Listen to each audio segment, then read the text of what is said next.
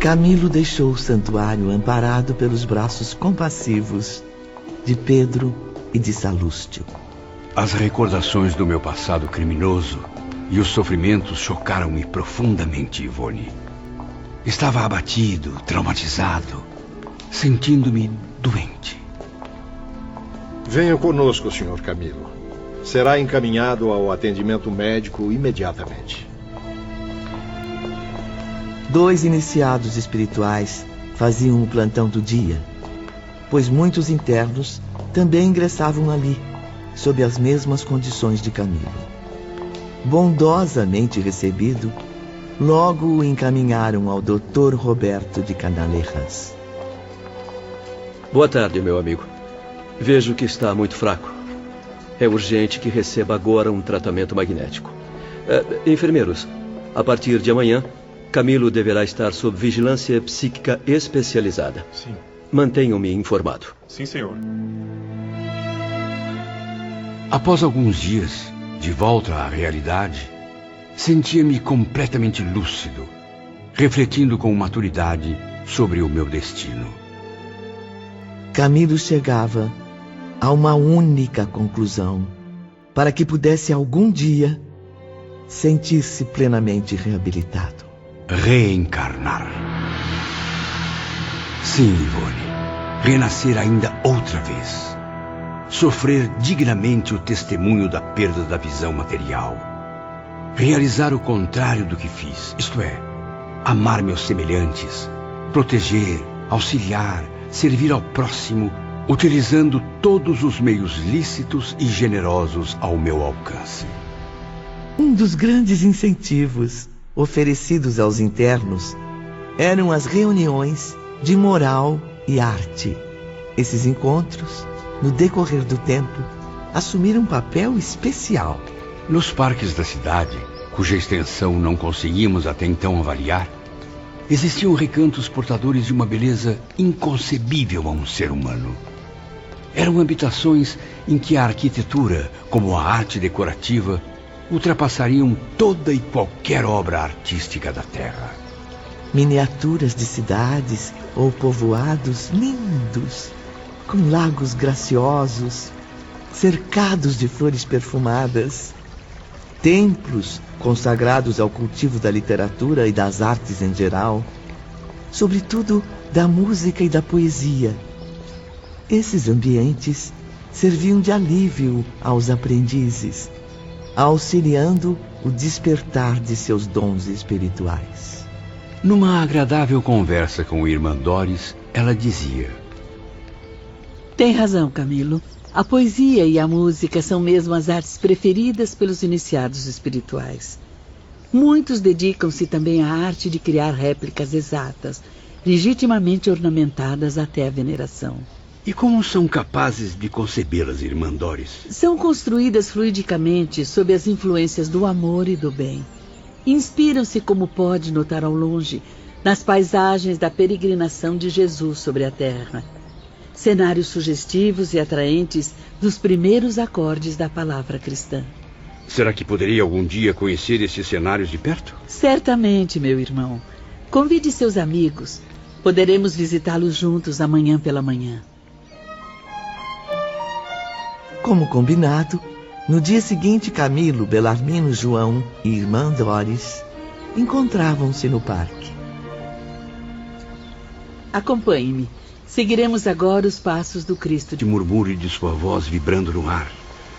A melodia inesquecível que acalenta os desventurados há 2000 anos.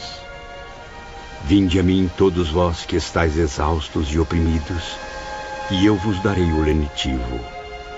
Aprendei de mim, porque sou simples e humilde de coração, e encontrareis descanso para vossas almas.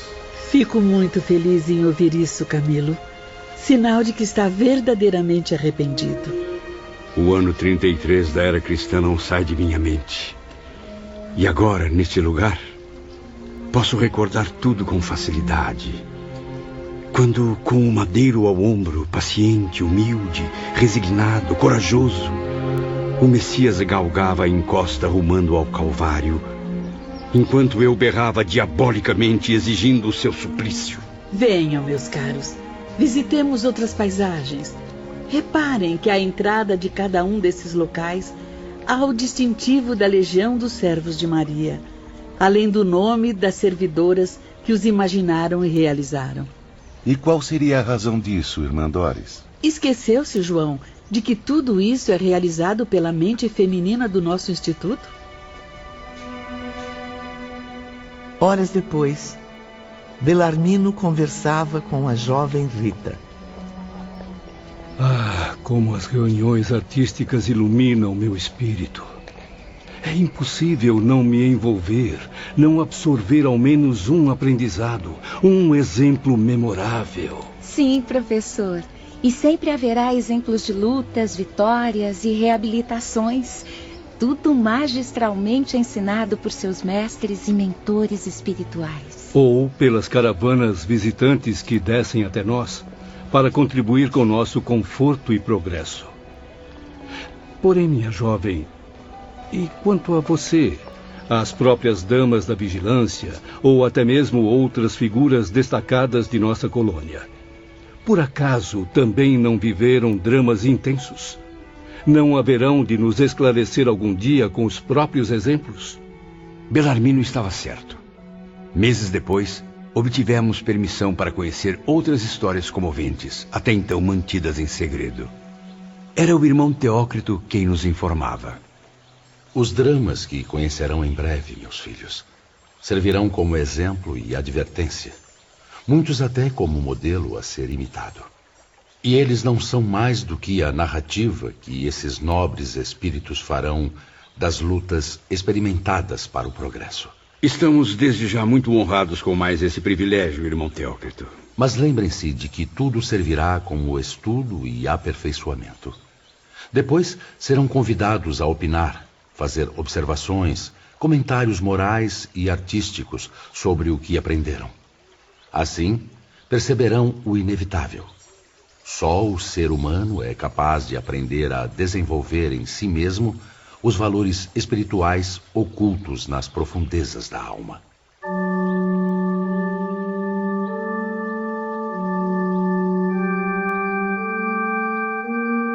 E, finalmente, chegava a vez das bondosas vigilantes apresentarem o fruto de suas meditações, de sua sensibilidade voltada para os ideais superiores.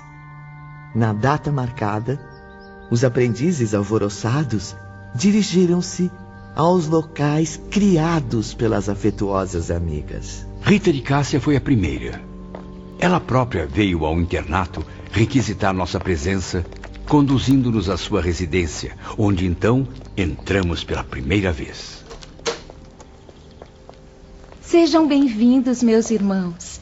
Este é mais que meu lar aqui no mundo espiritual. É meu santuário, concebido sob a pura inspiração familiar. Entrem, sentem-se, por favor. Imaginei e recriei tudo detalhadamente, através da saudade daqueles que foram meus pais na terra. Os quais, certamente, a devem ter amado muito, minha amiga. Ora, mas é claro, João. Ou já se esqueceu de que Rita era exemplo de filha amorosa, agradecida e respeitadora? Modéstia à parte, estão certos. Por isso, decidi resgatar aqui, na minha residência em Cidade Esperança, o aspecto do lar paterno, onde vivi uma curta existência na terra. Foi em Portugal, onde faleci, lá pelos idos de 1790.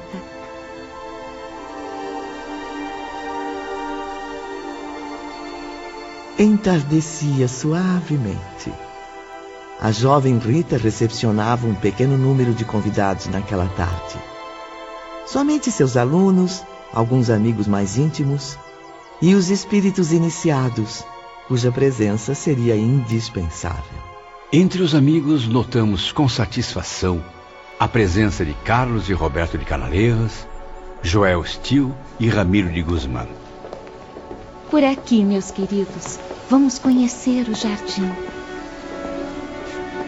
Passaram, então, por uma sala ampla e agradável, cuja doce beleza comprovava toda a gentileza da sua criadora.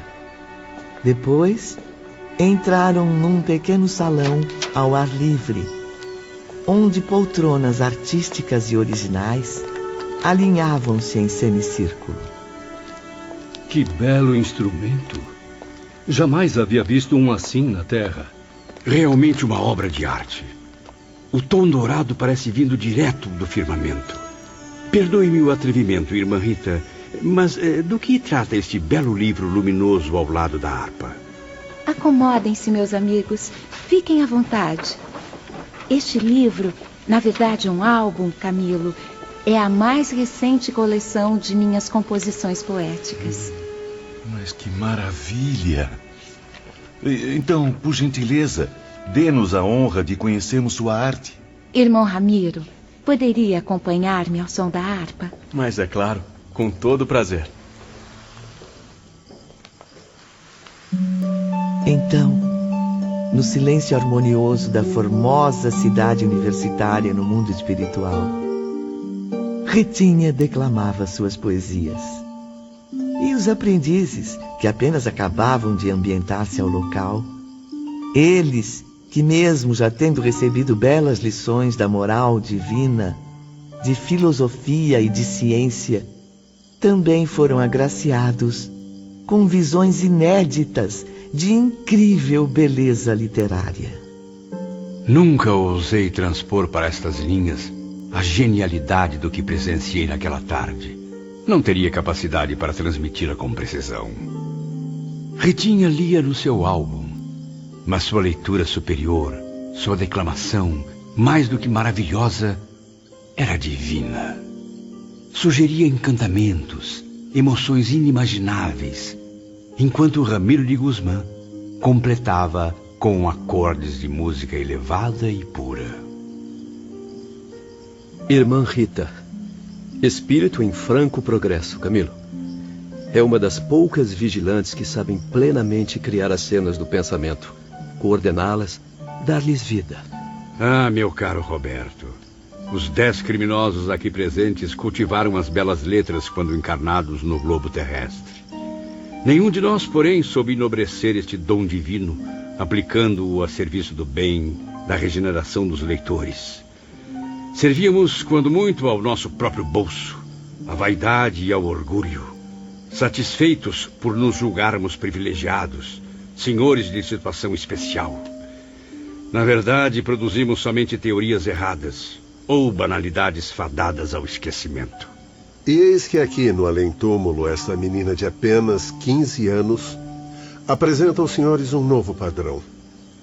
O do intelectual moralizado que serve à nobre causa da redenção própria e alheia. E assim, Dr. Carlos, Ritinha oferece-nos uma proveitosa lição. Confesso que sinto-me confuso e envergonhado, lembrando o desperdício dos valores intelectuais que possuo. Enquanto Rita declamava as poesias, elevavam-se de sua mente ondas luminosas, atingindo todo o recinto. As cenas descritas nos versos corporificavam-se ao redor de todos, estabelecendo vida e movimento. E aos poucos, Ivone, tivemos a sensação encantadora de estarmos presentes em todos os cenários e passagens, assistindo a tudo como testemunhas privilegiadas.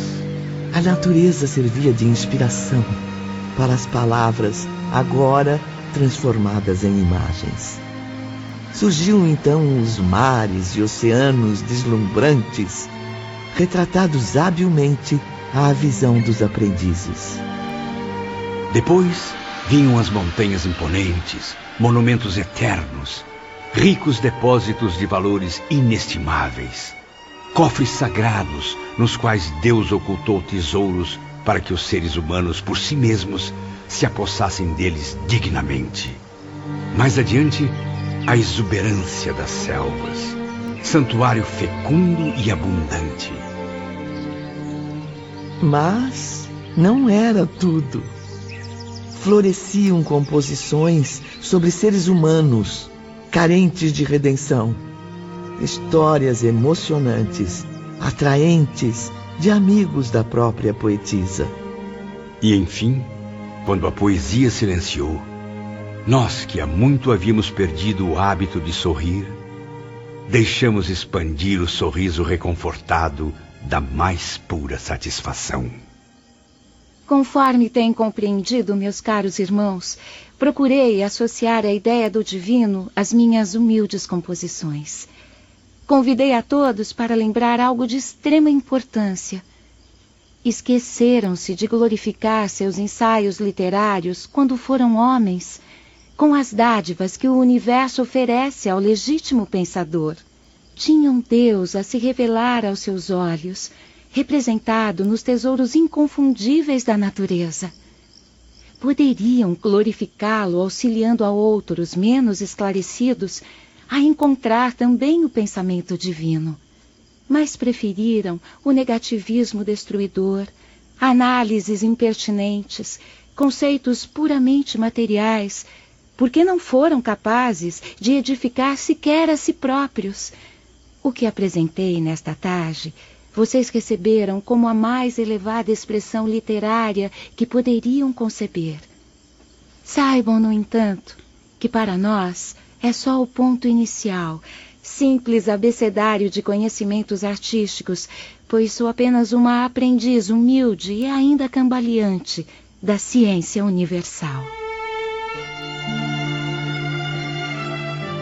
Dias depois, no decorrer do nosso aprendizado, Surya Omar, cujas aulas só eram ministradas em sentido prático, levou-nos às dependências onde se asilavam nossas irmãs de infortúnio. Era o próprio instrutor quem nos esclarecia.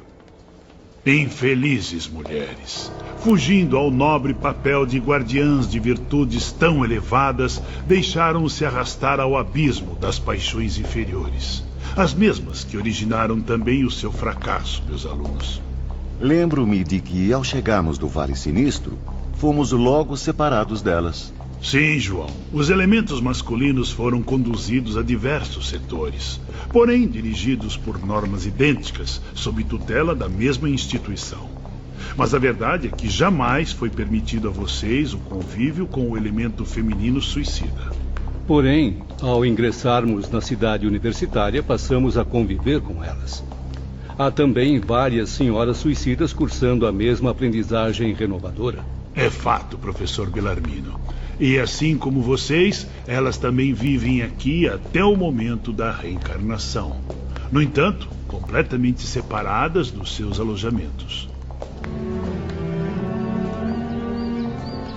Naquela manhã clara e fresca, um extenso grupo de acadêmicos do mundo espiritual partia com seus instrutores em visita educativa aos departamentos femininos, situados na outra extremidade da colônia.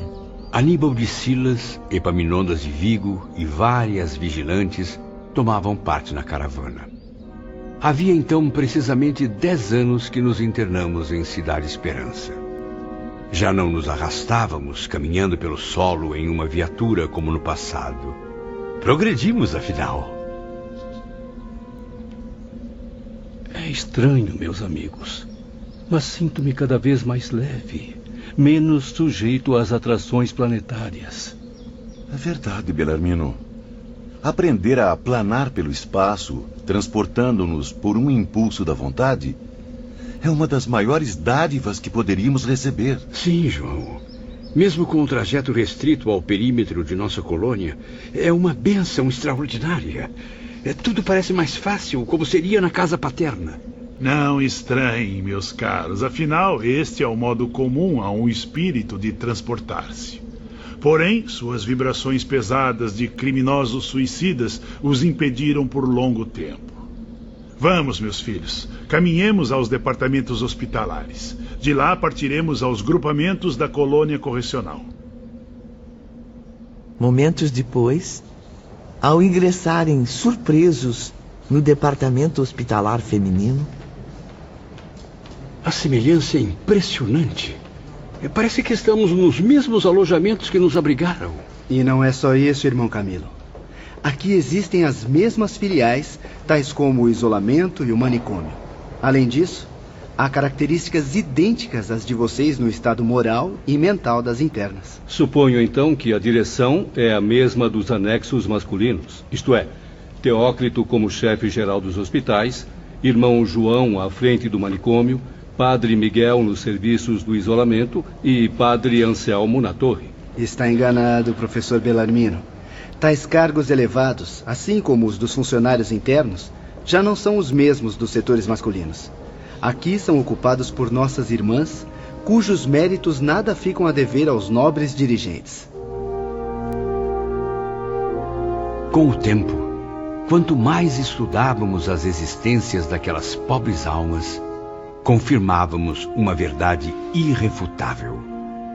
O espírito, reencarnado muitas vezes para missões femininas, adquire com maior eficiência as virtudes redentoras. E isso o engrandece moralmente em menos tempo.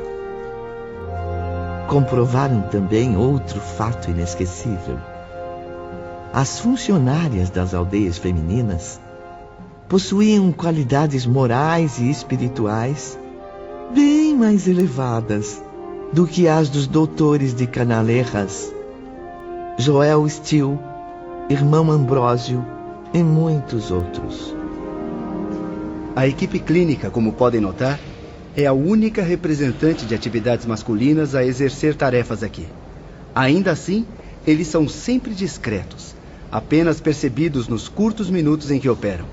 Venham, precisam conhecer um espírito muito especial. Atendendo ao pedido de irmão Teócrito, Aníbal conduziu os visitantes ao gabinete da vice-diretoria feminina. Boa tarde, meus amigos. Boa tarde. Sou Hortência de Queluz. Fico muito feliz em receber a todos em nossas instalações. Hortência aparentava 30 anos de idade e irradiava uma singular beleza fisionômica. Era um espírito em equilíbrio, com os pensamentos eternamente voltados ao bem. Junto a ela, a presença confortadora de Irmã Doris. Encaminharei os amigos primeiramente, conforme orientação de seus instrutores, a um dos mais trágicos alojamentos do nosso instituto. Ali testemunharão cenas impressionantes, efeitos inesperados em torno de nossas infelizes irmãs delinquentes. Será oportuno recordar, meus irmãos, outro fato angustiante. A mulher, em sua grande maioria na Terra, ainda não chegou a compreender o verdadeiro motivo pelo qual reencarna como mulher. Habituado a tratamento e julgamento inferior através dos séculos, o elemento feminino acabou por acomodar-se à inferioridade, sem ânimo para elevar-se da desonra que suporta. Tanto nos dias atuais como no passado, a mulher vive em prol do elemento masculino, inferiorizando-se, descrendo dos ideais redentores, e diminui-se mais ainda quando julga equiparar-se ao homem, por imitar suas ações com as paixões e atos desonrosos. Irmã Doris está certa. Daí as desgraças que vêm sobrecarregando a mulher. Observem então com os seus próprios olhos. Seus instrutores saberão o que apresentar para a lição do dia. Em seguida, chegavam ao manicômio. Sejam bem-vindos. Sou Vicência de Guzmán, irmã de Ramiro. Respondo hoje pelo expediente na ausência de irmão João. Pois muito bem, estão agora entregues à bondade de irmã Vicência. Ela foi autorizada a conduzir os senhores a outros recintos, sobretudo os interditados às visitas comuns. Irmã Doris ainda permanecerá em sua companhia. Boa tarde e boa sorte, meus amigos. Boa tarde. Obrigado. Amável e delicada, a jovem religiosa levou-nos a um pátio de enormes dimensões, pitoresco e agradável, para o qual estendiam-se numerosas janelas. Qual a razão das grades nas janelas, irmã Vicência? Ali estão as câmaras secretas, João. Ou melhor, as celas individuais onde se debatem espíritos de mulheres suicidas, criaturas totalmente desequilibradas, atacadas pela mais abominável demência. Ficamos sem palavras, impressionados com as vibrações emanadas daquele ambiente. Mesmo assim, estávamos interessados, até mesmo confusos, recordando os momentos do Vale Sinistro. Compreendendo o interesse, a própria religiosa esclareceu nossas dúvidas. Cheguem mais perto, aproximem-se das janelas. Venham, podem examinar o interior. São as suicidas que apresentam maior grau de responsabilidade no crime e que por isso mesmo carregam maior tendência de prejuízos para o futuro. Elas enfrentam situações cruéis através do tempo, que requisitarão séculos e séculos para serem curadas.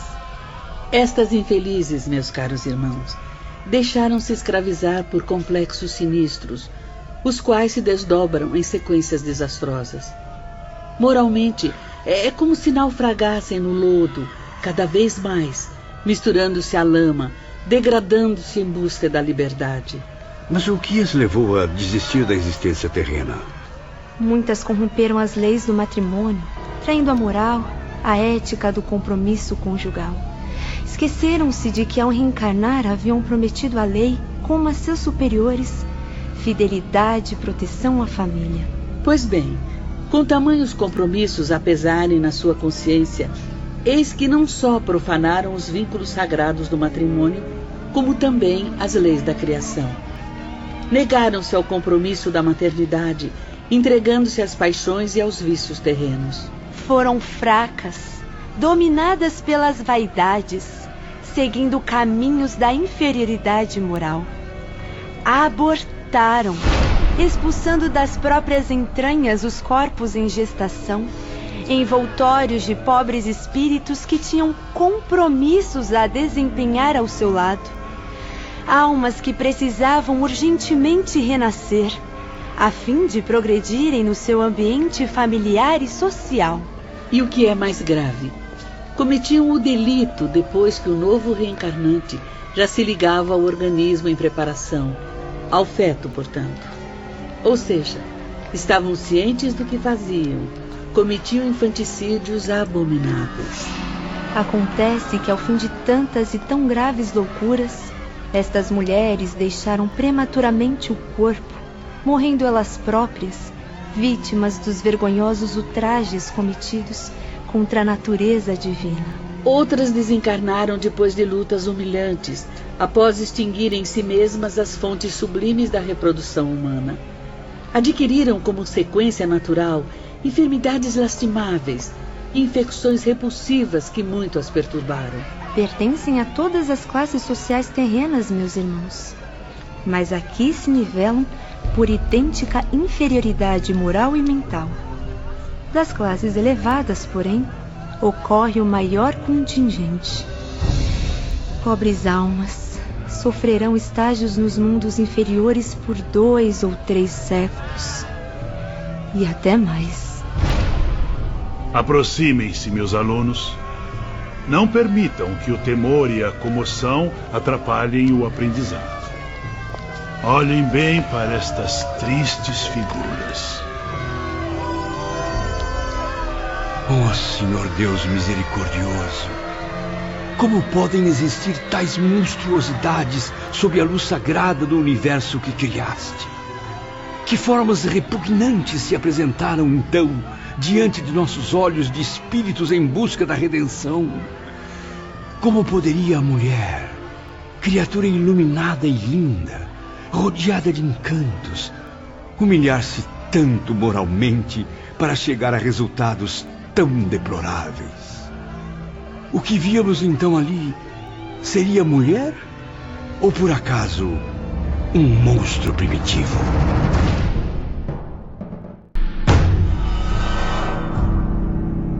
O terror invadia a alma de Camilo e dos demais aprendizes.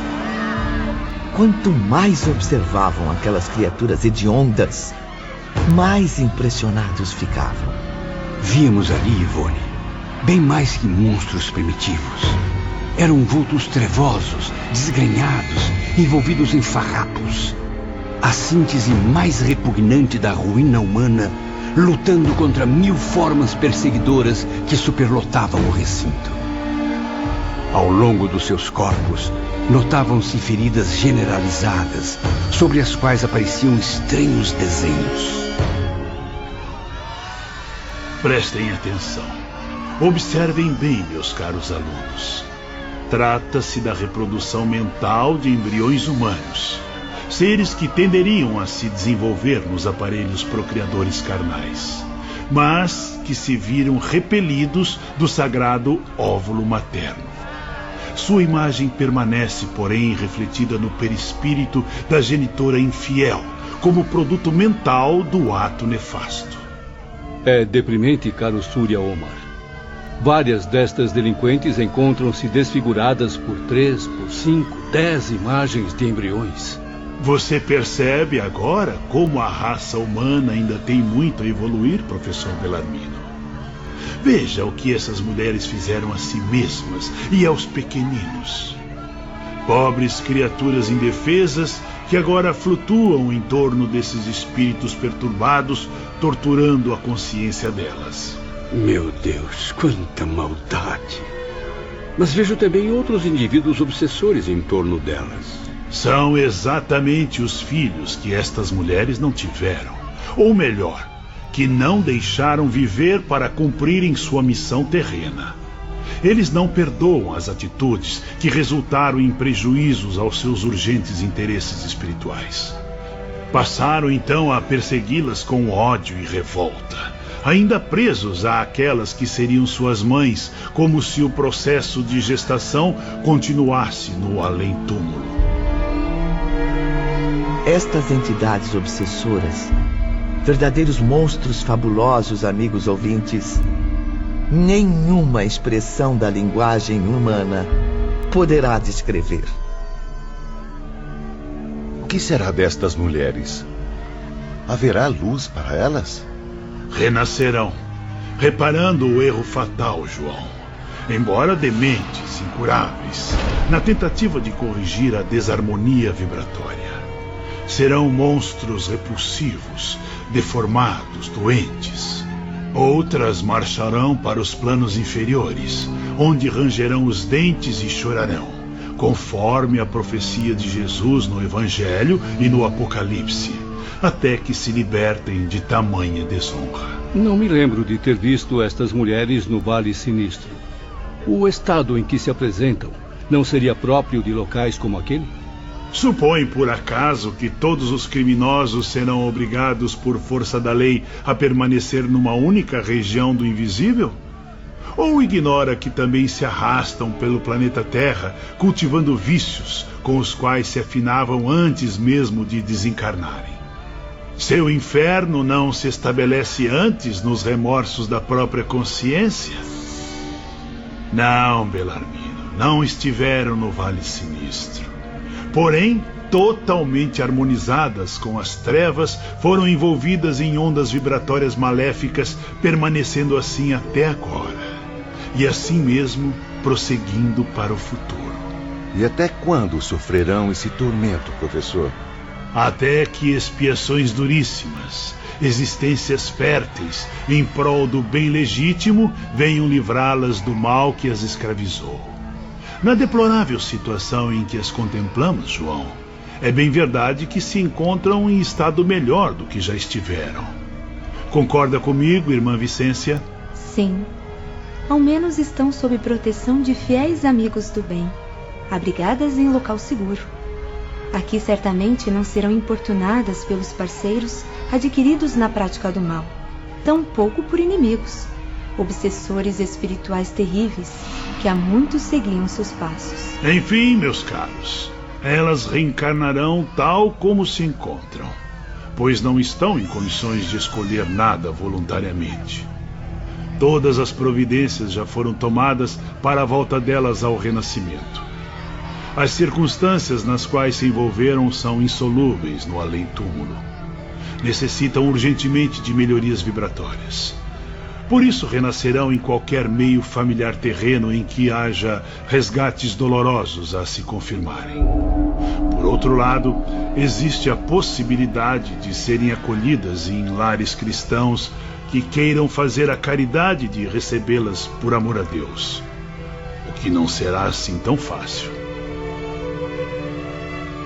Tudo o que foi testemunhado pelos aprendizes veio a comprovar uma grande e esplêndida verdade.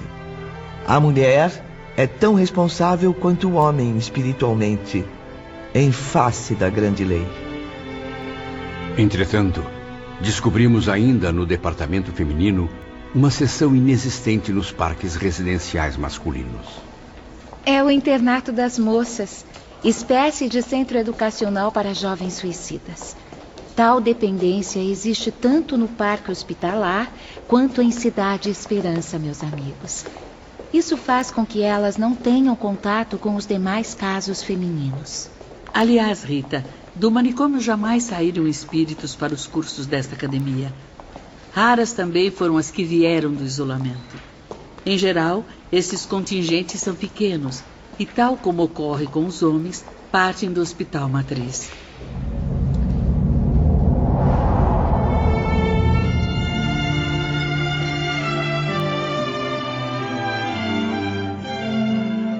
Faz precisamente 52 anos que habito o mundo espiritual. Tendo-o atingido através da violência de um suicídio, ainda hoje não alcancei a felicidade, nem a paz interior. Durante todo esse período, tenho adiado voluntariamente o dever de renascer no plano físico-material, envolvido em um novo corpo. Aprendi muito durante este meio século em que permaneci internado nesta colônia correcional, sob a orientação da Mãe de Jesus. Mesmo desfrutando o convívio confortador de tantos amigos devotados, tantos mentores zelosos, derramei inúmeras lágrimas, enquanto muitas vezes o desânimo tentava deter os meus passos. Aprendi, porém, a respeitar a ideia de Deus, o que já era uma força vigorosa a me proteger, auxiliando-me no combate a mim mesmo. Trabalhei bastante, esforçando-me diariamente durante 40 anos, em contato com lições sublimes.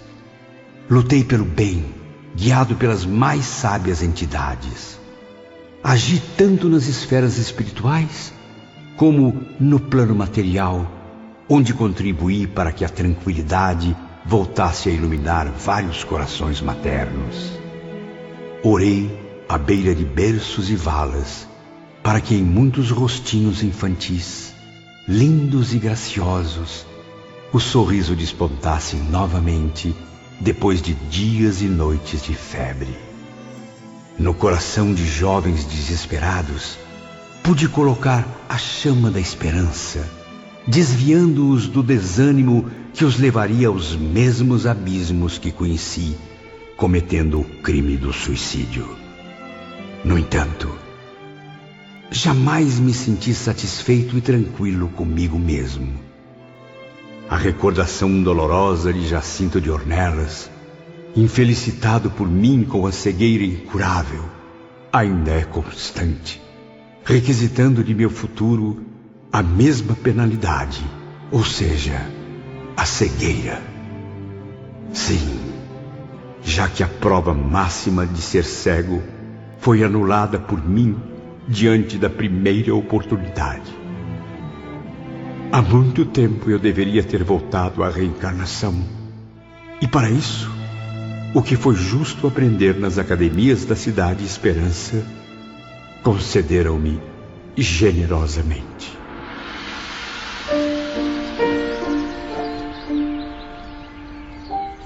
Certa manhã ensolarada, Camilo caminhava na companhia de Teócrito, à sombra do jardim central. Na verdade, excelentíssimo diretor, eu só tenho a agradecer ao Instituto. Quem diria? Até mesmo a nobre ciência da medicina psíquica eu pude estudar contando com a ajuda de excelentes instrutores durante aulas inesquecíveis. Agradeça acima de tudo a Maria de Nazaré, meu filho. E acredite, o trabalho que você já executa há 12 anos nas enfermarias do hospital certamente trará muitos méritos ao seu espírito. Foi uma honra substituir Joel Steele, que partiu para novas experiências terrenas. Tal aptidão valerá a você a possibilidade de tornar-se um médium curador, Camilo. Porém, mais tarde, quando habitar novamente a Terra na próxima encarnação. Fico muito feliz em poder ajudar cada vez mais os sofredores terrenos, irmão Teócrito. Mas falta-me, no entanto, o idioma fraterno do futuro. Como sabe, tal estudo é facultativo. Aliás, todos os demais deveres que ainda abraçará também o serão. Meu conselho é que o faça, meu filho, e com muita dedicação, pois esse idioma, cujo nome simbólico é o mesmo de nossa cidade universitária, resolverá problemas até mesmo no além-túmulo. Pois estou decidido, prezado irmão. Desejo adquirir esse novo conhecimento. Pretendo dedicar-me profundamente ao Esperanto. Ao reencarnar, levará o idioma da paz impresso nas fibras do cérebro perispiritual. Depois, em ocasião oportuna, terá a intuição de aprendê-lo novamente com professores terrenos. Isso significa que serei mesmo médium já na próxima existência? Sim, Camilo. Por isso, uma vez reencarnado, deverá comprometer-se a difundir as verdades celestes entre a humanidade, apesar da cegueira que o espera nas estradas do futuro. Nos dias seguintes, Camilo meditou profundamente na conveniência de um idioma universal entre os homens e os espíritos. E ainda medito, Ivone, enquanto eu mesmo, como médium que seria, poderia produzir em prol da fraternidade cristã. Obtida a permissão para mais este curso memorável, Camilo matriculou-se na academia que lhe era destinada. E logo veio o primeiro dia de aula. A escola não era simplesmente um edifício a mais na extensa avenida acadêmica. Tratava-se de um tesouro de beleza arquitetônica que levaria o pensador ao sonho e ao deslumbramento. A prestativa irmã Rita acompanhava-me naquela manhã. É também um templo, meu amigo, como os demais edifícios. Aqui, a fraternidade universal é homenageada sempre e sob as mais sadias inspirações da esperança por ministros do bem. Vamos, Camilo. As escadarias nos levarão à alameda principal. Lá estão Pedro e Salústio.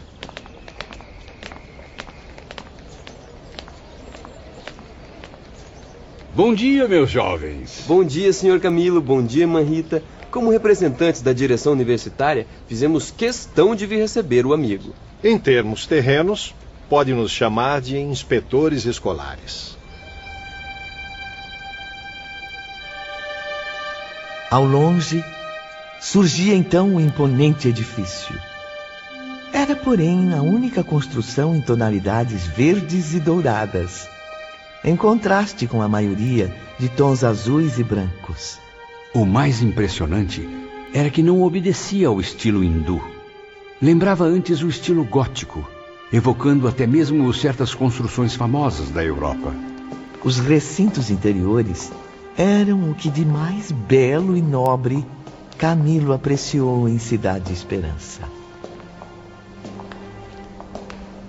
Estou maravilhado, meus caros inspetores, mas não vejo aqui os traços característicos dos nossos arquitetos. Seus olhos não mentem. Trata-se de uma filial da grande Universidade Esperantista do Astral, com sede em outra esfera mais elevada. Dela se irradia inspiração para suas dependências do invisível, até mesmo da Terra, onde já se inicia movimentação em torno da nobre causa entre intelectuais e pensadores de todos os povos. E quem são os diretores?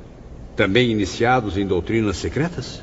Os diretores são neutros, tanto na Terra como no além, em matéria de conhecimentos filosóficos ou crenças religiosas. São renovadores por excelência idealistas a lutarem por um estado melhor nas relações sociais, comerciais, culturais e muitas outras que tanto interessam à humanidade. O próprio Victor Hugo, que você já conheceu nas reuniões das artes, além de outros grandes intelectuais da Europa, adere fervorosamente ao movimento.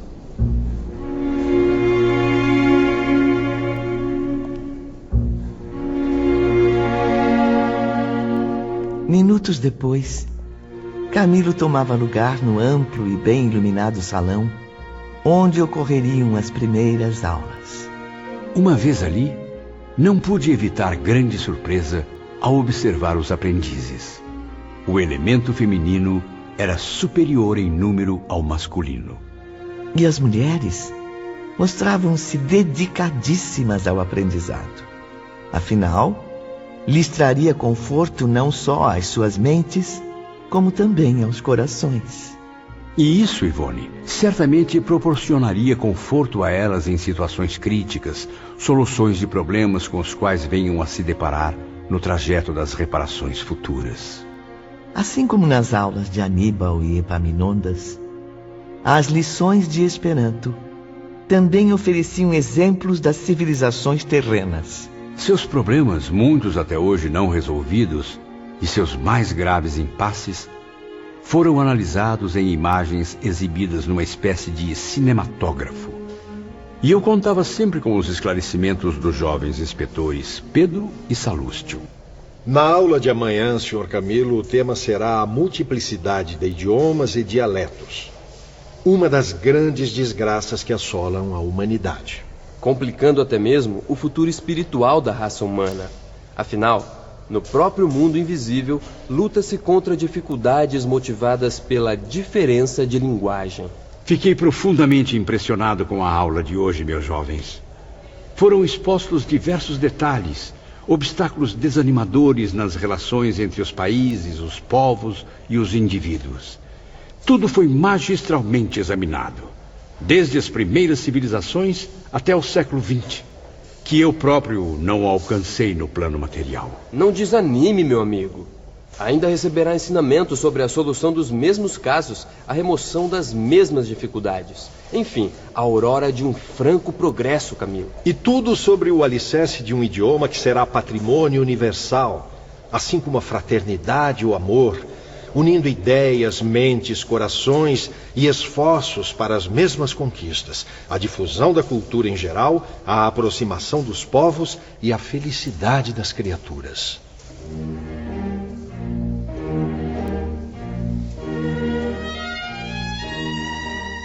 No decorrer das aulas, Camilo aprendeu a soletrar as primeiras palavras. Elas eram apresentadas de forma artística, através de quadros vivos. Eram álbuns, livros que se moviam, inteligentes como se animados por um fluido especial. Ensinavam-nos a conversação, a escrita, toda a expressão de um idioma que ia se imprimindo em nosso intelecto. E os alunos iriam além da confraternização com os indivíduos terrenos. De quando em quando, recebiam visitas das esferas mais elevadas, no intuito de os encorajarem aos novos desafios. Eram verdadeiros congressos, Ivone. Assembleias brilhantes que tratavam do interesse da causa, das atividades para a vitória do ideal, dos sacrifícios e lutas para sua difusão e progresso. Era quando recebíamos a colaboração daqueles vultos eminentes cujos nomes a história terrena registrou. Eram daqueles dias radiosos. Camilo participava de mais uma inesquecível reunião. Grandes turmas de alunos, aprendizes do mesmo movimento e pertencentes a outras esferas, aderiam a tais congressos, colaborando piedosamente para o reconforto de seus pobres irmãos prisioneiros do suicídio. Os espíritos iluminados de Irmã Doris, Irmão Aníbal e do grande pensador Victor Hugo também estavam presentes.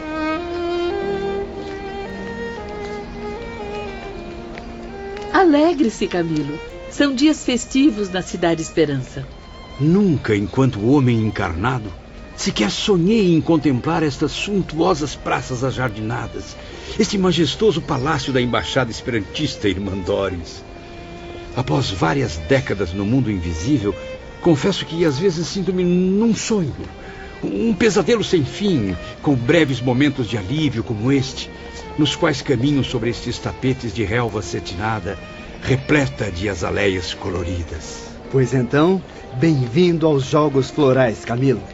Torneios perfeitos de arte clássica, nos quais sua alma se deixará transportar ao ápice das emoções gloriosas da pura majestade do que é belo. Vamos, meus amigos. Os bailados já estão começando. Mas que beleza de espetáculo, meus amigos. Felicite suas devotadas auxiliares, Irmandores.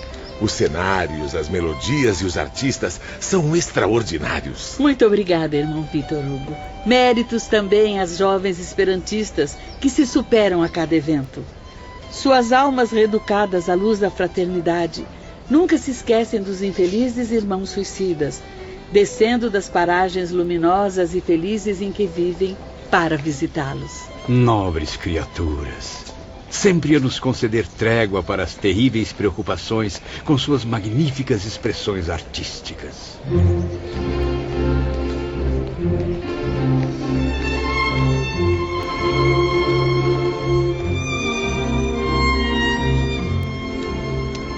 Então a beleza do espetáculo atingia o indescritível, quando deslizando graciosamente pela relva, pairando no ar como libélulas multicoloridas, as formosas artistas iniciavam suas apresentações.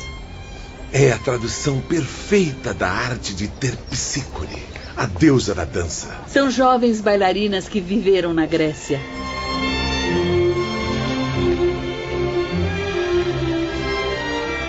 Depois ainda viriam egípcias, persas, hebraicas, hindus, europeias, uma extensa falange de talentos encantando-nos com sua graça e gentileza. Ao mesmo tempo, efeitos de luz suntuosos inundavam o cenário, como se extraordinários fogos de artifício descessem do firmamento. Eram raios que se cruzavam em belíssimos jogos de cores, transformando-se em cintilações surpreendentes. Logo mais, músicos célebres que viveram na Terra farão também suas apresentações. E meu grande amigo Frédéric Chopin estará presente, colaborando com suas sublimes inspirações, agora muito mais ricas e nobres. Tudo em benefício do amor ao próximo, do culto à beleza divina. É a pura expressão da arte, manifestada em um estado de moral que, infelizmente, os humanos estão longe de conceber. Depois dos inacreditáveis concertos musicais... Ah, meus caros, este é um de meus momentos prediletos, os concursos poéticos. E o idioma escolhido pelos artistas será, é claro, o Esperanto. Permita-me esclarecer uma dúvida, Sr. Vitor Hugo. Não haverá espaço aqui para outras formas de arte, outras expressões musicais ou estilos poéticos? Aqui só se admite a arte clássica, meu amigo. Esta cidade universitária jamais presenciará regionalismos de qualquer espécie. E acredite, é para o próprio bem de todos, porque o objetivo de nossos guias espirituais superiores é promover sempre a busca da harmonia.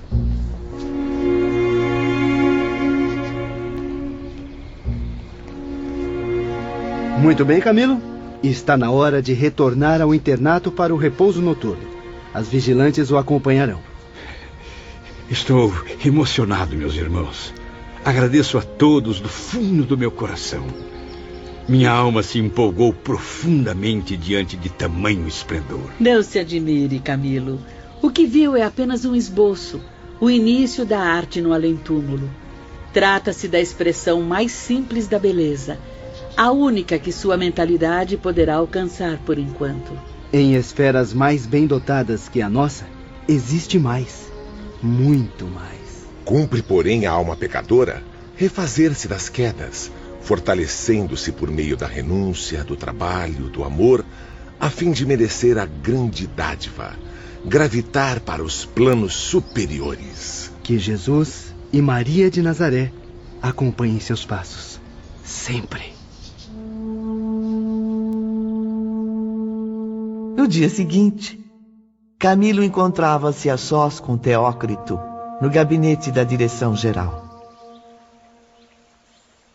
Prezado irmão Teócrito, o sentimento do dever leva-me a pensar seriamente na urgência de retornar à Terra. Devo me harmonizar definitivamente com a ciência da verdade que acabo de distinguir durante meu estágio nesta colônia. Que assim seja, meu filho. Não deverá mais permanecer na Cidade Esperança. Isso agravaria suas responsabilidades. Ficaria estacionado, o que é incompatível com o que acaba de estudar e aceitar. Certamente, irmão Teócrito. Seria um erro grave dilatar por mais tempo a reparação que devo a mim mesmo, bem como a lei do Todo-Poderoso. Pois conte com o meu apoio e, acima de tudo, minha fé e convicção de que sairá vitorioso. É chegado o seu momento, Camilo. Dos antigos companheiros que imigraram do Vale Sinistro, que passaram pelo hospital e ingressaram na cidade universitária, você é o único a permanecer aqui até hoje. Pobre espírito, sempre desencorajado a experimentar as próprias forças nas lutas terrestres. Mas agora sinto que devo seguir os passos dos amigos. Belarmino de Queiroz e Souza, meu fiel companheiro dos momentos mais difíceis, partiu há 10 anos para novas experiências. Lembro-me dele. Preferiu renascer no Brasil, pois ali teria com maior facilidade o amparo da doutrina que abraçou nestas academias, no mundo espiritual.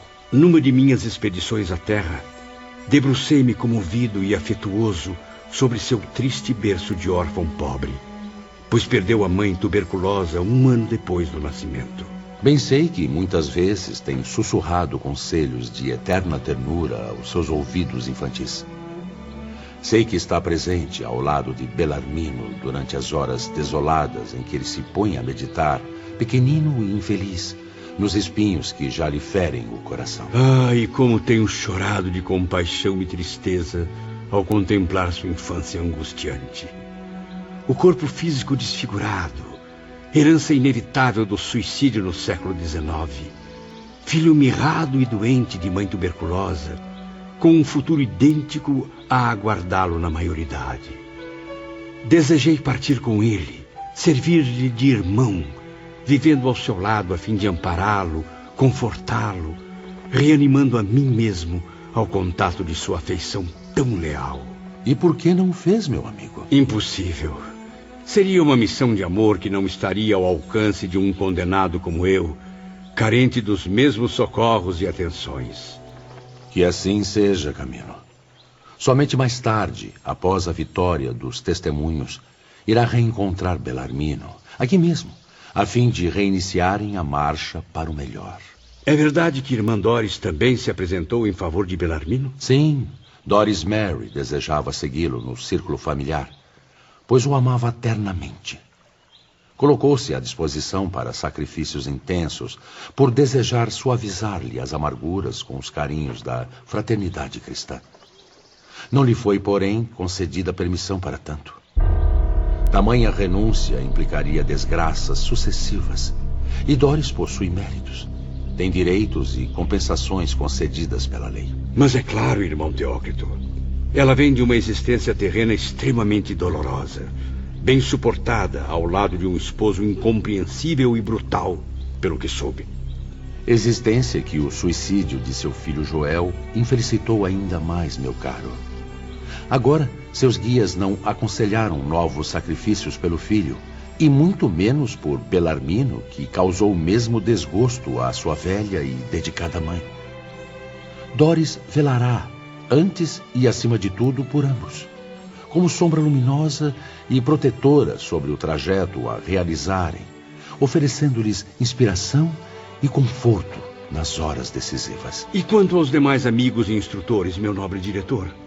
Parece que todos me abandonaram aqui. Cada vez mais sinto-me sozinho, perdido entre certezas e dúvidas, ilusões e realidades, coragem e medo. Camilo sentia-se só. Os velhos companheiros de infortúnio além-túmulo já haviam partido para novas provações na terra. Teócrito o ouvia bondosamente. Não só Belarmino e Joel desceram as renovações reparadoras, irmão Teócrito. Nos últimos anos venho procurando encontrar-me com outros amigos e instrutores. Tudo em vão. É verdade, Camilo. João de Azevedo e Amadeu Ferrari também voltaram ao dever de renovar as experiências fracassadas. Mas já partiram à terra ou ainda continuam no recolhimento? Pobres espíritos. Há 8 anos que não os vejo. Amadeu, vítima de desgostos e remorsos inconsoláveis, nem mesmo terminou o curso preparatório conveniente. Muniu-se de profunda coragem à luz dos ensinamentos cristãos e partiu. Em nossas últimas conversas, ele afirmava que voltaria ao Brasil caso obtivesse consentimento do Instituto. Pois lhe foi concedido, Camilo. E ainda o autorizamos, como também nos havia solicitado, a retornar numa condição muito difícil, muito humilde. Assim, irá reparar com paciência a dupla mágoa que o aflige, a do suicídio e a da tirania. Não sei, meu Deus, juro que não sei, porque ainda não tive coragem de imitar esse gesto tão nobre deles. Tenho procurado por vários anos os conselhos do Dr. Roberto, mas há tempos que não o encontro. Roberto de Canalejas não faz mais parte da nossa equipe de médicos aprendizes, Camilo. Ele deixou o departamento hospitalar, pois acaba de partir para a reencarnação. Tomou novas vestes carnais, sob a responsabilidade de atuar nos ensinamentos da terceira revelação. E a irmã Rita de Cássia? A linda e encantadora vigilante que já enxugou tantas lágrimas dos meus olhos torturados. Por onde anda essa alma iluminada, a quem me afeiçoei com a mais doce ternura possível ao meu coração? Ela seguiu o gesto de Roberto? Os dois reencarnaram na mesma época, mas não viverão experiências semelhantes. O matrimônio não está no trajeto do admirável Roberto de Canalejas. Ah, Roberto, espírito iluminado. Certamente optou por não se casar, fiel ao antigo sentimento pela mulher amada. Exatamente, meu irmão. Preferiu antes servir às causas mais amplas, desdobrando-se em atividades a favor da coletividade. E quanto a Rita? Caráter firme, coração evoluído para as altas aspirações. Qual será a sua missão terrena? Irmã Rita é muito especial, capaz de realizar missões femininas de grande responsabilidade. Decidida como nunca, pediu e obteve permissão para casar-se com Joel Steele. Surgirá em sua vida como radiosa aleluia, depois que ele se reabilitar perante a própria consciência. Que ótima notícia! Afinal, Rita e Joel se amam. Percebi isso bem cedo.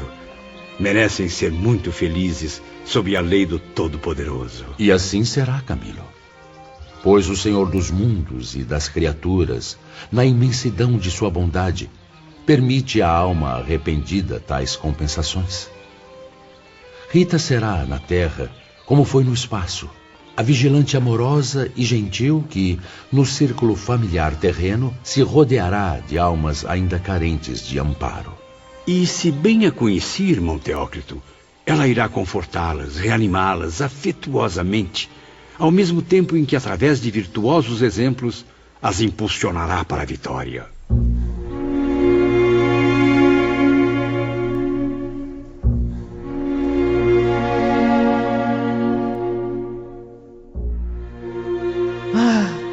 Quantas vezes, querido ouvinte, nas exaltações de um sofrimento que parece irremediável, o ser humano se desespera, atirando-se à aventura sinistra de um suicídio. Por que tanta ansiedade, quando num curto espaço de tempo encontraria a solução para o seu problema, o auxílio da providência com o conforto de que carecia? Faltou-lhe a paciência, porém, a calma necessária para refletir e esperar a melhoria da situação. Por isso, com o suicídio, um abismo de trevas, em séculos de lutas e provações, originou-se para o seu destino, ensinando que convém à criatura ser forte e paciente na adversidade e nunca, jamais entregar-se à revolta e ao desespero que não servem a nada.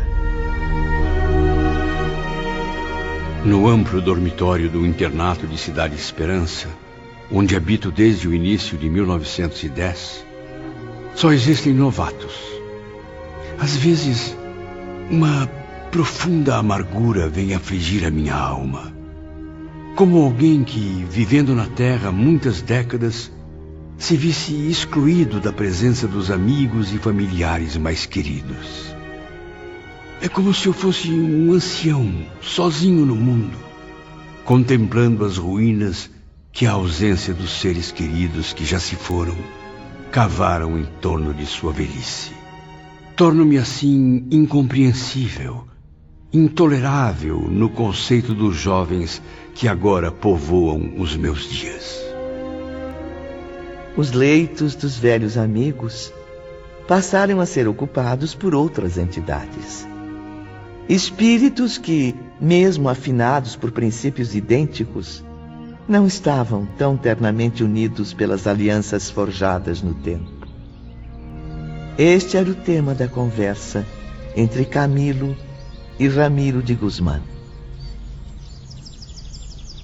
Compreendo como é duro conviver com tantos indivíduos e, ao mesmo tempo, sentir-se tão só. Tudo nesse ambiente deve trazer profundas recordações à sua mente, não, Camilo? Veja, meu caro Ramiro. Ali está a janela de balaústres bordados que tantas vezes abrigou as alegrias e tristezas de Belarmino. Ao amanhecer, ele se debruçava no seu peitoril para saudar a alvorada e comungar com o alto por intermédio da prece. Aqui, a mesa simples em que ainda posso ver inclinado o triste vulto de João de Azevedo, estudando as atividades convenientes ao seu caso no plano material. Ânimo, meu amigo. Procure pensar nos velhos companheiros com vibrações positivas. Lembre-se de que, se já não estão mais aqui, é por uma causa nobre. A gloriosa luta pelo progresso. Eu tenho consciência disso e procuro elevar minhas orações nesse sentido. Mas nem sempre é possível escapar das recordações. Olhe bem, ao longe, à nossa direita, sob as sombras das árvores do parque, os bancos em que meus velhos amigos e eu nos divertíamos, falando das esperanças que acendiam novas energias em nosso íntimo. Contemplo esses pequenos detalhes e mal consigo conter as lágrimas. Isso se chama saudade, Camilo. É ela que faz a angústia sussurrar em sua alma, dizendo que deve imitá-los sem demora, a fim de saldar as dívidas da consciência. Jamais, no entanto, Camilo deixava de trabalhar. Procurava serenar o coração entristecido ao lado dos conselheiros, cumprindo a tarefa de servir aos sofredores, como relatava Carlos de Canalejas. Como sabe, divido-me entre as tarefas do hospital e outras várias ao meu alcance, tanto na superfície do planeta como no perímetro de nossa colônia. E o faz muito bem, Camilo. É a melhor maneira de afastar as tristezas e preparar-se para o grande testemunho. Por mais que tente, Dr. Carlos, não consigo livrar-me do juízo que faço de mim mesmo. Juízo daquele que perdeu o valor, que tende a cometer novos erros, agravando voluntariamente as responsabilidades que já lhe pesam. A verdade é que não passo de um parasita a ocupar locais que melhor caberiam a outro. Não diga isso, Camilo. Tudo o que conquistou até agora neste instituto foi por mérito próprio. Você tem o direito de estar aqui. É inútil tentar, meu caro doutor. A vergonha fica estampada em meu rosto sempre que pelas ruas da cidade deparo-me com Aníbal de Silas, Epaminondas de Vigo e Súria Omar. Sim, professores que há muito me dispensaram de suas aulas até que eu possa provar dignamente os valores adquiridos. E para isso, só me resta a experiência do renascimento. Todos confiam em você, Camilo. Todos. Agora é a sua vez de acreditar no que aprendeu com eles. Sorriem para mim bondosamente e contemplam-me com interesse, Dr. Carlos. Mas os olhares que me dirigem são como flechas de fogo, questionando a minha consciência. Por que ainda não se animou ao cumprimento do dever? Carlos de Canalejas e Ramiro de Guzmán passaram a oferecer nobres conselhos a Camilo. E foi num encontro com o chefe da seção de relações externas que ambos se lembraram do jovem Dr. Roberto. Ah, como aprendi com as palavras de Roberto. Quem sabe um dia não terei a honra de ouvir a história dramática de Leila, o grande amor de todas as suas existências. Pois saiba que ele, antes de partir para a reencarnação, pediu que eu me aproximasse de você. Recomendou ainda que não me esquecesse de narrar tal história, a saga de um amor poderoso, mas que trouxe tanta dor àqueles corações.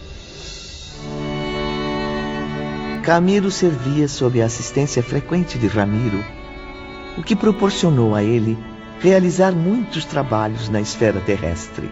Sob sua orientação, visitei vários amigos do passado que agora habitam novos corpos carnais. Há cerca de 2 meses regressei de um estágio de 12 semanas no Brasil, onde ocorreram fatos inesquecíveis. Camilo e Ramiro de Guzmán chegaram à tumultuada São Paulo, a maior cidade brasileira. No entanto, não se dirigiram às ruas movimentadas, nem aos bairros aristocratas. Partiram para as áreas mais miseráveis da grande metrópole. Lembra-se de Mário Sobral? Pois iremos visitá-lo agora. Veja, lá está ele, Camilo. Meu Deus, não. Oh, pobre Mário, o que foi fazer a você mesmo? Camilo não se conteve. Entregou-se ao pranto à beira do leito humilde, no qual via repousar o corpo mutilado de Mário Sobral, o infeliz amante e assassino de Eulina. Compreendo sua tristeza, meu amigo. Esta habitação miserável, construída em frágeis tábuas de pinho e velhas folhas de zinco, é a expressão da mais terrível miséria de alguns brasileiros. Pobres almas, a que cruel provação tem que se submeter? É a pena que deverão cumprir para a reconstrução sublime de si mesmos, meu amigo. Infelizmente, Ramiro, devo reconhecer. Este é também o único lar conveniente à reencarnação de um antigo boêmio que viveu movido pela vaidade. Sim, e que pelos antros da vadiagem, pela infâmia dos bordéis, dilapidou a herança paterna. Dinheiro tão honrado e adquirido com tanta dificuldade nos trabalhos campestres.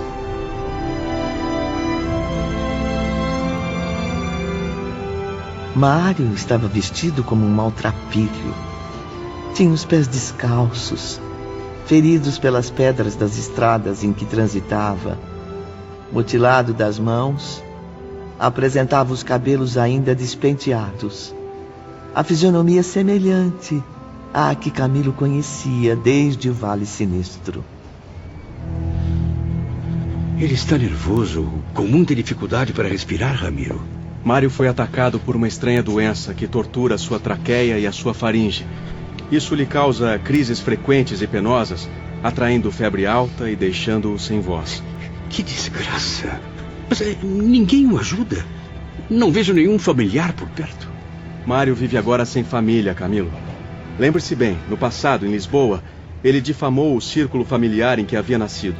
Um lar tão honrado e amável que a providência divina lhe ofereceu a fim de que se munisse de boa vontade para realizações honestas.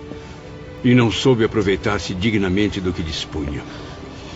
Agora vejo que vive pobre, miserável, mesmo faminto, porque não foi um guardião fiel dos bens materiais que o céu lhe confiou. Ao contrário, Camilo, desperdiçou-os, valendo-se deles para alimentar suas perversões mundanas. Mário habita nesta vida o corpo de um iletrado, uma vez que, universitário em Coimbra, na existência passada, não utilizou para nenhuma finalidade nobre a rica cultura intelectual que adquiriu. Tornou-se um homem inútil, imoral e desumano, sem jamais ajudar seus semelhantes. Naquele momento, Ivone, Eu não via mais à frente de meus olhos apavorados aquele Mário Sobral inteligente, cujo farto vocabulário encantava os companheiros de enfermaria. Observava somente um mendigo infeliz que estendia súplicas à caridade alheia. Ramiro, no entanto, tentava esclarecer minha mente angustiada com sua confortadora sabedoria. Compreendo suas lágrimas, Camilo. Mas deve-se ater às circunstâncias que levaram Mário Sobral a esta terrível condição. Meu Deus! Mas é a ruína social reduzida ao mais baixo nível que já pude testemunhar. Não exagere, Camilo. Veja bem, observe com o olhar do coração. Não contemplamos um depósito de ruínas neste casebre ou neste corpo mutilado, mas o trabalho de reerguimento espiritual de uma alma pertencente à imortalidade. Sim, meu caro ouvinte. Profundamente arrependido dos atos cometidos no passado, Mário traçou ele mesmo o seu mapa de provações terrenas. Camilo tinha consciência disso, mas era difícil ser frio naquele instante, compreender racionalmente o motivo de tanto sofrimento. É tudo resultante da lei de causa e efeito, meu amigo. Lembre-se de que Mário cometeu suicídio por enforcamento, o que explica a origem dos males que ele sofre agora, com imensas dificuldades para respirar. Certamente, Ramiro, tanto a doença mental quanto a enfermidade na faringe são repercussões desse ato brutal. São a prova de que todo este lamentável presente é obra do seu próprio passado, e não um castigo proveniente de um juiz impiedoso e vingativo. Mas quanta ruína, quanto desespero. Oh, Deus Pai. Você diz que o que vê são apenas ruínas, Camilo. Pois bem, destes escombros tão cruéis, despontará para Mário Sobral a alvorada de novos progressos. Recuperando-se neste ambiente, ele estará saldando a dívida que o atava às torturas do remorso. Assim, alcançará a reabilitação perante si mesmo e as leis que infringiu. Mas como? Vivendo aqui abandonado à mercê da caridade das criaturas humanas? Engana-se. Por acaso Mário Sobral não é, antes de tudo, aprendiz da Legião dos Servos de Maria? Sim, ele se encontra ainda registrado no Hospital Maria de Nazaré, mas... Então deve recordar que esta encarnação é o tratamento conveniente a casos graves como o dele. A nova experiência terrena será como uma poderosa cirurgia, que o levará bem cedo à convalescença. Aos poucos, Camilo passou a sentir a presença marcante de irmão Teócrito, como se o velho mentor falasse aos seus ouvidos. E as palavras daquele espírito iluminado esclareceram ainda mais as minhas angústias diante da trágica situação. Acredite, meu filho, estarei sempre à frente dos seus passos. Vigilantes e enfermeiros do hospital, como do departamento a que você pertence, assistem Mário Sobral carinhosamente, velando por ele como um enfermo grave. É claro, irmão Teócrito. Jamais duvidei da presença dos servos de Maria ao lado deste pobre espírito reencarnado. Mas o que eles podem fazer de imediato para aliviar tanto sofrimento? A verdadeira recuperação não se opera de imediato, Camilo, mas pouco a pouco, dia a dia, em sintonia com as razões divinas. E será diariamente, transfundindo energias, coragem, esperanças, que nossos irmãos espirituais auxiliarão Mário Sobral. Sim, esperanças cada vez mais novas e sólidas. Preocupados sempre em ajudá-lo a remover as montanhas das maldades que levantou em seu destino. Obstáculos causados pelas ações cometidas por ele próprio, à revelia do bem. A energia vibratória de Teócrito partiu, deixando Camilo novamente a sós com Ramiro de Guzmán. Talvez não saiba, mas eu mesmo o visito frequentemente, como nesse momento, fiel às minhas missões. Muitas vezes também encaminho o seu espírito aos nossos postos de emergência do astral, no intuito de reconfortá-lo, de estimular suas energias fluídicas. Só assim Mário suportará essa amarga sentença que lhe tirou, como posso observar, o velho sorriso do rosto. Estranho, mas é como se ele intuitivamente tivesse a noção dos motivos que o levaram à ruína. Não é bem assim, Camilo. Observe com atenção. Perceba como ele apresenta sinais de melhora. Sua alma já consegue antever o sorriso de uma conformidade que vem construindo o caminho para a vitória. Mas como Mário consegue viver momentos felizes em meio a tanta desgraça? Mário Sobral sente-se mesmo feliz, pois nas profundezas da consciência existe a certeza de que assim, exatamente como vê, está cumprindo o sagrado dever de cidadão imortal. E tendo na mente esta convicção, seu destino será afinar-se com a lei do bem e da justiça universais.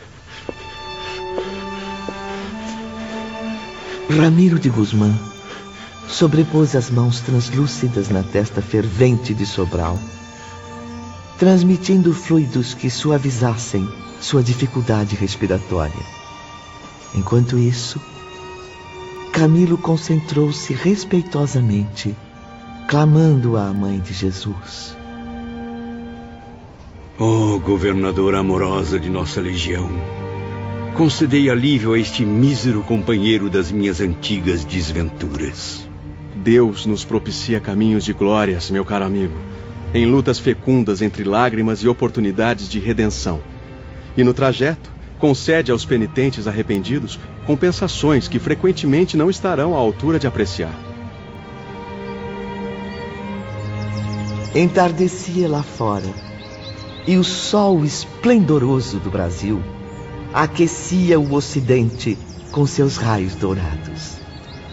Dentro do casebre, momentos depois, Ramiro virou-se para um ângulo sombrio. Era um canto escuro que eu não havia examinado, Ivone, preocupado que fiquei com o sofrimento de Mário reencarnado.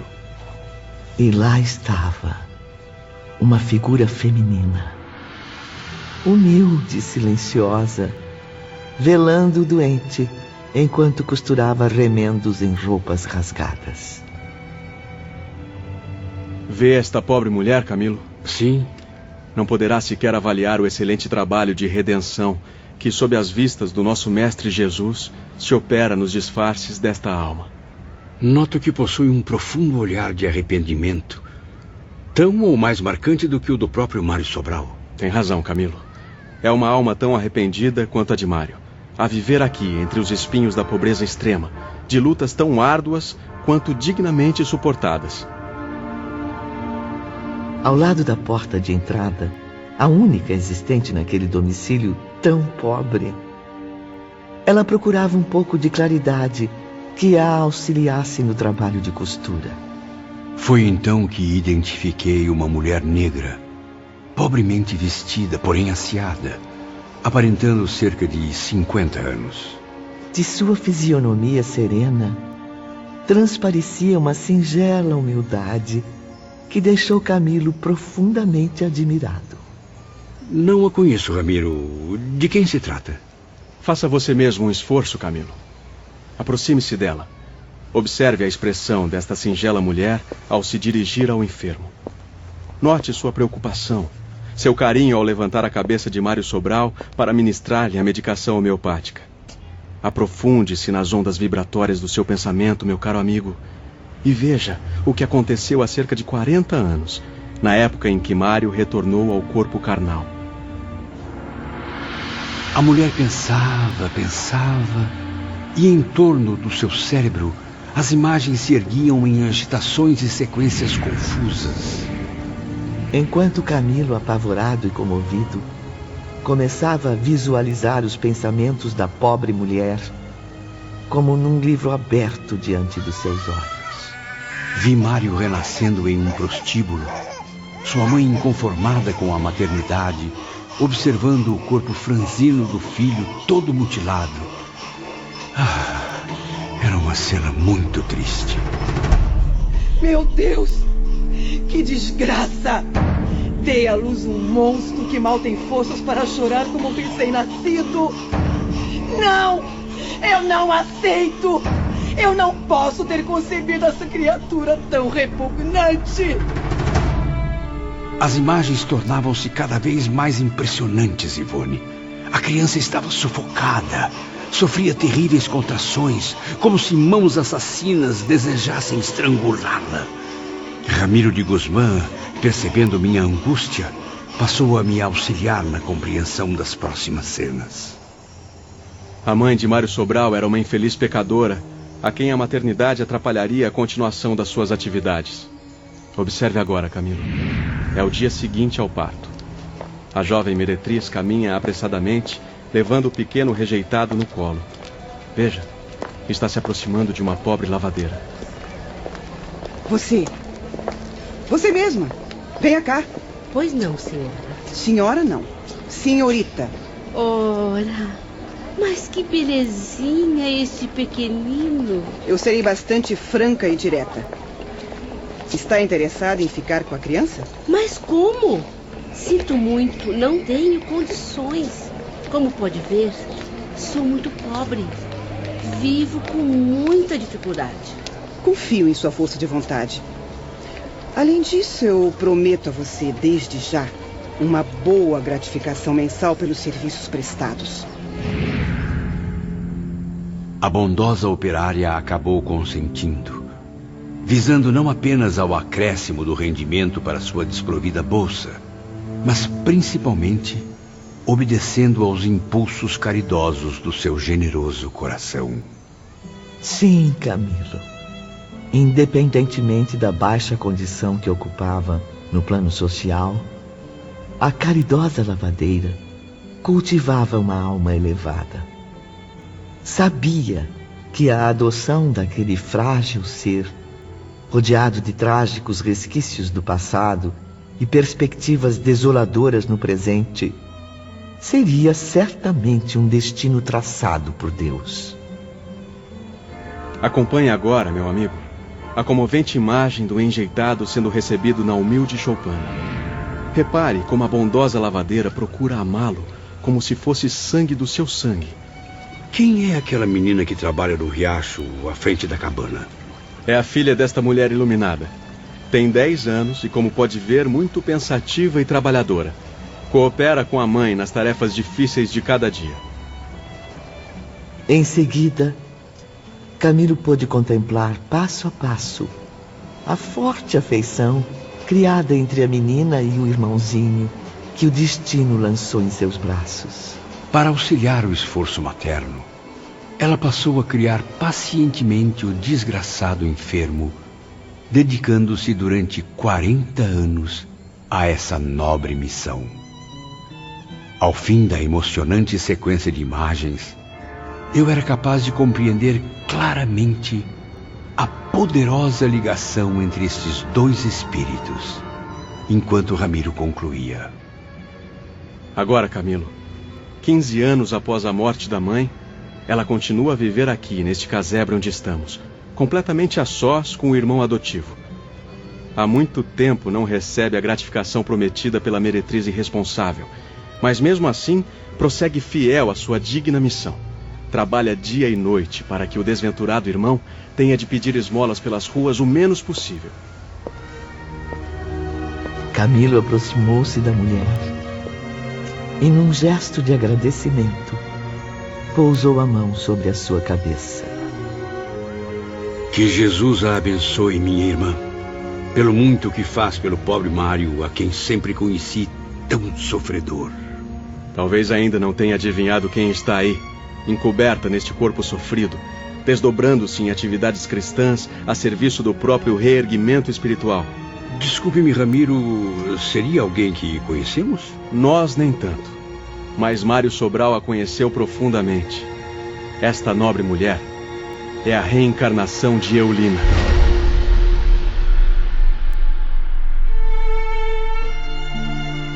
Movido pelo exemplo de Mário e Eulina, reuni forças para tomar a decisão inadiável. Deixei a atmosfera terrestre e parti na noite seguinte para o departamento de reencarnação, a caminho do recolhimento. E qual não foi minha surpresa ao ser recebido pelo irmão Teócrito dias depois, numa bela manhã de primavera. Que notícia maravilhosa, meu caro amigo. Vejo que agora, mais do que nunca, está convicto. Soube que veio tratar do esboço corporal que ocupará na Terra. Exatamente, irmão Teócrito. Já iniciei as pesquisas para o ambiente mais propício ao renascimento reparador. Consultei as autoridades da colônia que acompanham o meu caso e todas foram unânimes em me reanimar. Pois então não perca tempo, Camilo. Conte conosco no que precisar. Agradeço a todos, mas desejo organizar eu mesmo o programa para minhas tarefas reparadoras. Creio que já possuo lucidez suficiente para assumir tamanha responsabilidade. Pois muito bem. Confio em suas palavras.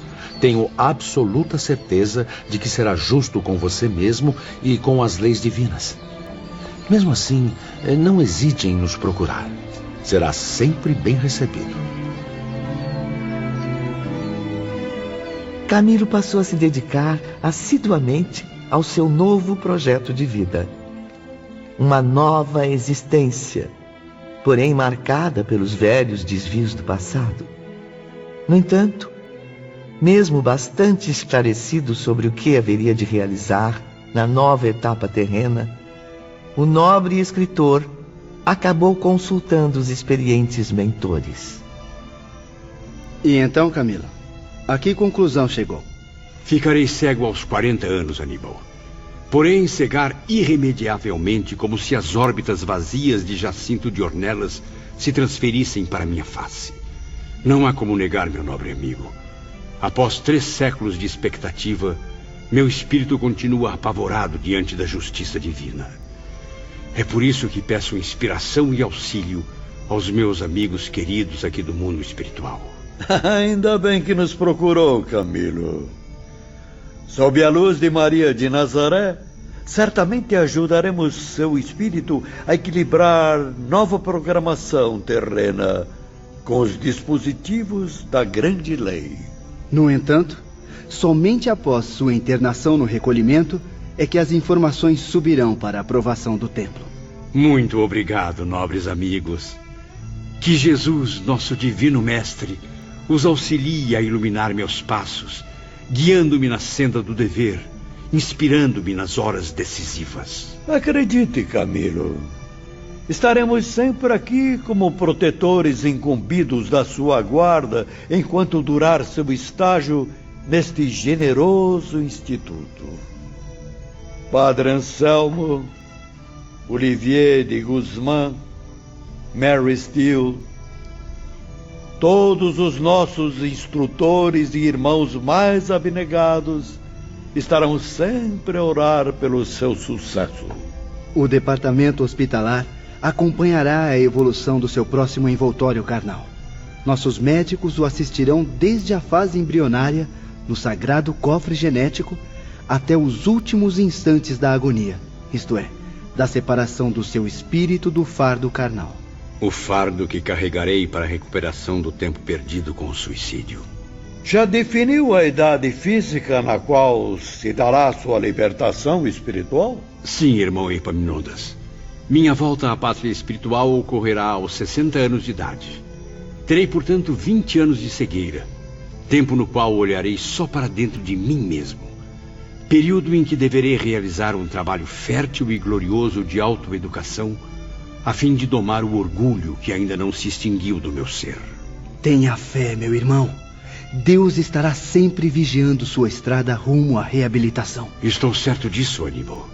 Porém, frequentemente sofro com o receio de uma nova queda, de me esquecer dos deveres e tarefas a cumprir. Força, Camilo! Levará para essa batalha sólidos elementos de vitória, adquiridos no longo estágio nesta colônia.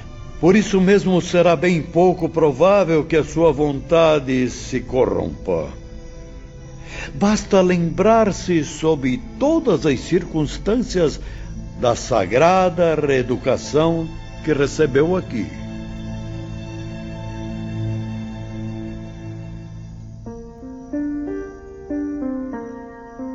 Nos dias seguintes, Camilo despediu-se de todos os amigos e companheiros numa peregrinação fraterna pelos departamentos da colônia. E todos, Ivone, sem exceção, foram unânimes em me prometerem assistência espiritual durante o exílio na Terra, com suas preces ao Senhor de todas as coisas. Às vésperas da partida, Camilo teve uma extraordinária surpresa. Numa tarde de céu azul celeste, o espírito da inesquecível irmã Rita deixou a esfera terrestre e foi visitá-lo na colônia espiritual, sob a luz dos últimos raios de sol. Que a fé em Deus e no menino Jesus o acompanhe eternamente, meu querido irmão. Sentiremos muitas saudades. Sinto-me também prematuramente saudoso desse suave reduto, minha jovem. Recanto abençoado que me abrigou por tanto tempo e onde adquiri tantos e preciosos esclarecimentos. Além de ter adquirido também outra grande dádiva, companheiros fiéis, que jamais se esquecerão do que também aprenderam com você, Camilo. Eu soube que há alguns dias uma verdadeira romaria de amigos percorre o internato a fim de visitá-lo. Ah, irmã Rita, quanta alegria! Chefes de seção, enfermeiros e vigilantes e até psiquistas e instrutores vêm me abraçar, felicitar-me pela resolução tomada. E muitos virão, trazendo ainda, cheios de bondade e estímulo, votos de vitória e aquisição de méritos. Não tenho dúvidas, minha amiga. Estou absolutamente certo de que nos testemunhos novos que me esperam às margens do velho e querido Tejo, uma falange luminosa de entidades amigas estará presente. No dia seguinte, ofereceram a Camilo uma pequena festa de despedida e outra surpresa confortadora o esperava. Exatamente, minha cara Ivone. Através dos nossos possantes aparelhos de visão à distância, pude contemplar pela primeira vez a formosa mansão do templo na plenitude da sua intraduzível beleza. Assisti assim a uma assembleia de iniciados espirituais, ouvi os seus discursos sublimes inspirados nas mais altas expressões da moral, da filosofia, da ciência e da verdade de Deus. Ah, meu querido amigo, posso ver e sentir agora, através das suas vibrações, o que vivenciou naquele momento inesquecível. No santuário, onde se reuniam, lá estavam os 12 mentores responsáveis por toda a colônia, unidos para o solene momento da prece. Então observe, Ivone. Reveja agora comigo, através dos olhos da mente, a paisagem arrebatadora daquele mágico vilarejo. Recanto onde eu só poderia entrar novamente após o retorno da encarnação que me esperava.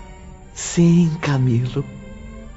Posso ver nitidamente a sucessão de residências, os vastos bosques floridos, iluminados por delicados tons de azul, e o sol. Ah, que bela visão! O brilho do astro-rei, tornando o horizonte incrivelmente dourado. Naquele instante, não pude conter-me. As lágrimas inundaram meu rosto. Ao mesmo tempo, aquela majestosa visão permanecia impressa na consciência, enquanto a minha alma murmurava a si própria: coragem, peregrino do pecado, volte ao ponto de partida e reconstrua o seu destino. Virtualize o seu caráter aos embates redentores da dor educadora. Sofra e chore resignado, porque suas lágrimas serão a fonte bendita na qual irá confortar sua consciência sedenta de paz. Deixe que seus pés sangrem entre os espinhos e as dificuldades das reparações terrenas. Que suas horas se envolvam no escuro manto das desilusões, calcadas de solidão e angústias. Mas tenha paciência e seja humilde, lembrando-se de que tudo isso é passageiro. Tende a se modificar com a sua readaptação às leis que infringiu. E aprenda, de uma vez para sempre, que é imortal e que não será pelos desvios do suicídio que a criatura humana encontrará o porto da verdadeira felicidade.